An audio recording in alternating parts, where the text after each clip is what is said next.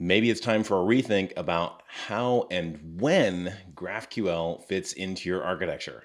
I'm Jack Herrington, a principal full-stack software engineer, and in this video, we're going to take a look at Wundergraph and how its architecture fundamentally changes not just how, but when GraphQL is going to fit into your architecture using something called server-side only GraphQL. It's fascinating stuff.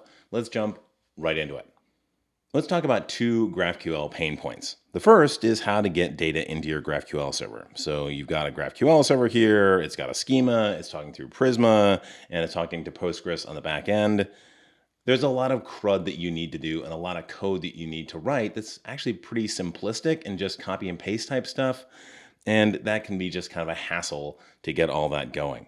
And the second problem is a proliferation of types. You've got the types in Postgres over here, the database types. You've got the database agnostic Prisma types over here. You've got the GraphQL schema types here. And if you're using TypeScript, which you probably should, on your GraphQL API server and also your client, then you've got those as well. Now you could bring in something like the GraphQL code generator down here, and that's going to keep those TypeScript types in sync between the client and the server, and that's great. You could also use something like GraphQL Nexus, which would also kind of loop the schema in there, so all of those types would be managed. But still, you just got a lot of types going on, and they're kind of a hassle to keep in sync, and you have to keep them in sync in order for your system to run properly. So let's have a look at the Wundergraph framework and see if it can address those two pain points, as well as mitigate some of the risks associated with running a GraphQL API in production. Now, I'm not paid by Wundergraph for this. I'm not on the Wundergraph team. A person on my Discord server said, hey, have a look at this. I thought it was pretty interesting, so here it is on the channel. Okay, so let's go back and take a look kind of more architecturally about how Wundergraph is pretty different and how it fits into your architecture. So Wundergraph can talk to one or more of many data sources. So for example, Postgres or REST or GraphQL or some combination of those that you might have. And it can also link IDs between those to make sure that all the entities work together. And it creates from that one GraphQL schema. And it actually builds that on the fly. That's transient and code generated. You don't actually mess with that. Then what you add is you add a set of GraphQL operations. That'd be query, mutate, subscription, and those reference that GraphQL schema that was created by introspecting those data sources over here. So that gives you access to basically everything in those data sources, and you just go and create the set of queries that you want. And once you've got that, then as you run Wundergraph, it creates a Go API server and configures it, and that takes those GraphQL operations, creates endpoints, and when you call those endpoints, it then makes those requests for you to get that data. But the fun doesn't stop there. It also creates some React hooks for you to make it very easy for React clients to request data from that API server. It also creates a set of kind of minimally interesting looking forms that use those hooks to post data. And, it's good for kind of a scaffolding sort of thing. But it also creates a set of TypeScript models that correspond to the GraphQL operations that you specified. And you can use those if you're using something non-React like Svelte or Vue. And then, of course, there's your client or clients. That's the second part of the puzzle that you bring to the party after you bring these GraphQL operations over here. And in the case of this demo here, we're going to go and build out a very, very simple kind of basic chat system. All we're going to do is just get some values, set some values, just to show you the basic mechanics of Wundergraph. Let's jump right into it. All right, I'm going to start over here on the Wundergraph site. I'm going to go to Docs, and then within that, the Quick Start Guide, and then I'm going to scroll down to the Next.js Postgres Starter. I'm going to copy that and take it over into my Visual Studio Code, bring that up, and now in an empty directory, I'm just going to run that. I have Wunder Control installed already. There's a quick installation for that that's also on the Docs site. But what it's created for us is basically a standard Next.js application with just a few modifications. In this case, the Wundergraph directory over here, and also some additions to the package.json to start up Wundergraph, to start up the database, and so on and so forth. And that depends a little bit on the template that you've created. So to my eye, this is actually a little bit flattened. I would prefer something like a monorepo, which would have the Wundergraph stuff in one directory and the schema stuff for the Prisma in the other directory. You can, of course, do that. You can just move stuff around. There's no special sauce when it comes to where everything needs to be.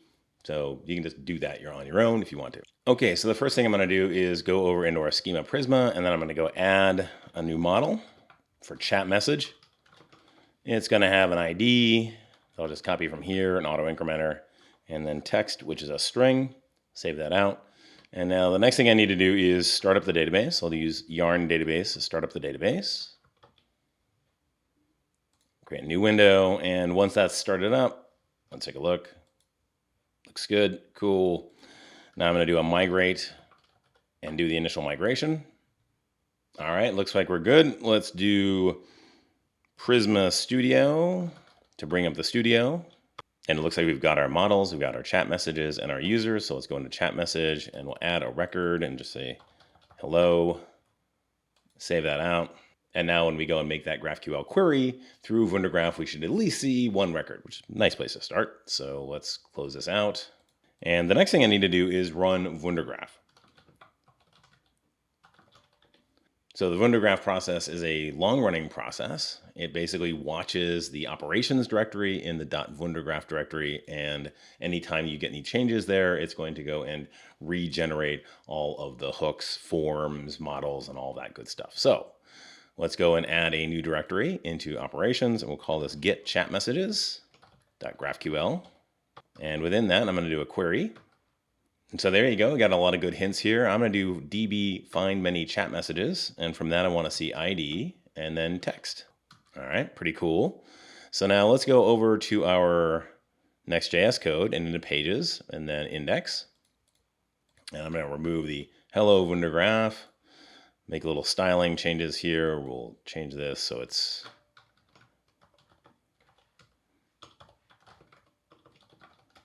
and just put it in the middle of the screen and get rid of the rest of the CSS. Okay, that'll look nice. Okay, so now let's go back over to our index.tsx, and I'm going to go into here, make a new terminal, do yarn, and then do yarn dev to start up our Next.js server.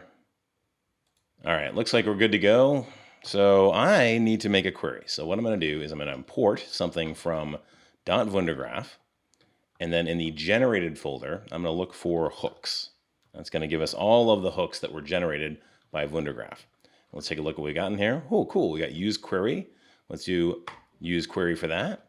And then we'll go down here and we'll see what use query gives us. We'll do use query dot, and we see that we have get chat messages. Nice. So we'll put that in there. And what do we get back? Well, we get back a response.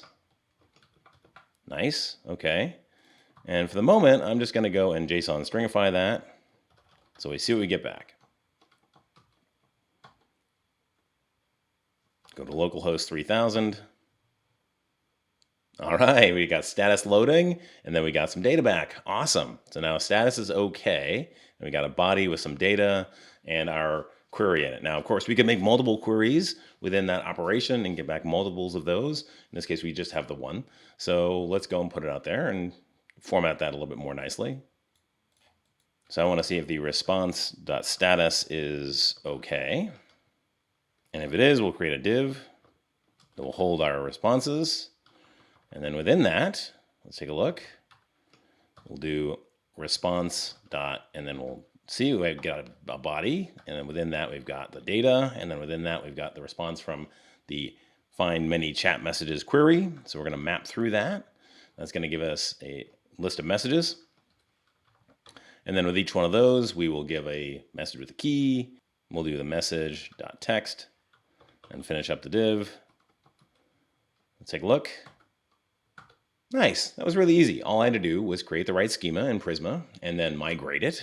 And then Wundergraph looked at the schema in the Postgres DB and they automatically created that GraphQL schema. I could then use that in my operations. It then created some hooks for me, and now I can get that data. That's very cool. So the next thing we want to do is try out mutations. So let's go and go back here, and I'm going to create another operation in here. We'll call this one add chat message.graphql.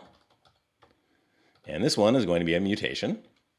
And we will do create one chat message, right? Okay, and from that we'll get back ID. But we need to pass it some data. So let's put that in there as data. And we'll do add chat message. And we will define data. And we'll say that it's the chat message create input. So that's automatically, all that stuff's been created for us. How cool is that? Of course, that has to be required. Okay, I think we're good. So let's go back over here to our index and see what we've got. So we should also have, in addition to use query, we should have use mutation. So let's take a look at that. So I go here and use mutation dot add chat message.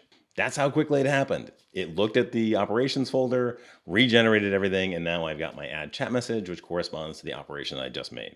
Nice. Okay. So we'll initialize it with an empty set of options, and that's going to give us back a mutate. In this case, I'm just going to add a little button here. Say add it. I have an on click with that, and that's going to call on add. And we'll just define on add. And then we're just going to call out that mutation. We got to give it an input. What do we add putting in as inputs? What's the data that we want? And in that case, we also want the text. So yeah, sure. Hello world, that works. Okay, nice. And let's balance it. Looks good. Nice. Okay. So let's give her a try. Add it and then I'll refresh. Hello world. Cool. But what if I don't want to refresh? All right, let's do use live query instead. And we'll do hello world again, like that. So we'll see a different one this time. All right, looks good. Add it. Hello world again. Awesome. So that is actually kind of a subscription. I didn't have to specify that it was a subscription, but it automatically just does an HTTP2 subscription to that data source. So that's really cool. So one more thing I want to show off are the generated forms that it's created for us. They're nice if you want to do kind of a scaffolding sort of thing. So let's bring in from the .Wundergraph, generated forms in this case. We want to bring in the add chat message form. We want to name it something else. We'll call it add chat message. And then I'll bring it in here and put it at the top. And I will refresh this page. And now I see that we can't resolve RJSF core. It's just a simple issue to go and just add that. Here's our Next.js server. I'll yarn add RJSF core. Run yarn dev. Now refresh. All right, so not the world's most pretty looking form, but it's pretty cool. So let's go and add one more. Hit submit. And there you go, very cool. And if I just want to double check that everything is actually getting into the database, let's go and run Prisma Studio one more time so you can feel confident that data is actually getting in there. Nice, very cool. All right, but back in this video, I talked about fundamentally changing how and when GraphQL fits into your architecture, and I really haven't shown that here. So let's go back and take a look at some of that.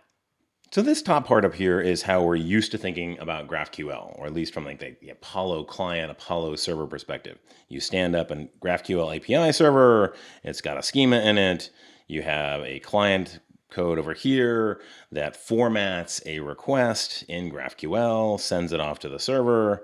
That server then parses that GraphQL request, goes and compares it against the schema, makes sure that it's valid. If it is, then it runs some resolvers, gets some data, and eventually you get some data back here. And that's a long process, particularly if you know beforehand what your operations are going to be and what the queries that you want to make are. Because if you control both ends of this, if you control the GraphQL API server and you control the client, you really don't need an open-ended GraphQL API in there because you're not just making any arbitrary requests. So what Wundergraph has done is it's basically moved the GraphQL back to the server and back to build time, so that it's no longer a runtime system, it's a build time system. So you specify your operations at build time, That configures that server and also those hooks. And then it's a simple REST request to go from the client to the server. Now it looks to the client like it's a GraphQL API server. All the types are right and everything like that. But if you look underneath the hood, it's actually REST, which makes it faster because you don't have to do all of this schema interpolation over here. And it also solves some of the common anti-patterns that come with putting GraphQL APIs into production. Now, there's a really good article over in the blog section of the Wundergraph site called GraphQL is not meant to be exposed over the internet. I'll put a link to that in the description down below, and you should read that because there's some interesting stuff in here that I personally experienced when it comes to the anti-patterns of putting a GraphQL API into production. So definitely worth a read if you're on the kind of senior team lead architecture track. Now, I can totally understand if you look at this and you go, well, okay, this is good for React clients, like this web client over here and this React Native client, because those hooks are automatically generated. But what happens when it comes to like an iOS or an Android client, a native client? Well, what it's done is it's actually created a whole Postman configuration for you that gives you a list of all of the endpoints that were created for this REST server and everything you need to send in order to make those requests happen. So you'd basically just be doing the same kind of REST stuff that you have in the past when it comes to iOS and Android. All right, well, I hope this gives you some insight into Wundergraph and gives you some thoughts about when GraphQL might fit into your architecture. And I hope you go check this out. Have a read of that blog post. Try out the architecture. It's really cool stuff. I can't wait to hear from you in the comment section down below about what your experiences are. Of course, if you like this video, be sure to hit that like button. If you really like the video, hit the subscribe button and click on that bell and you'll be notified the next time a new Blue Collar Coder comes out.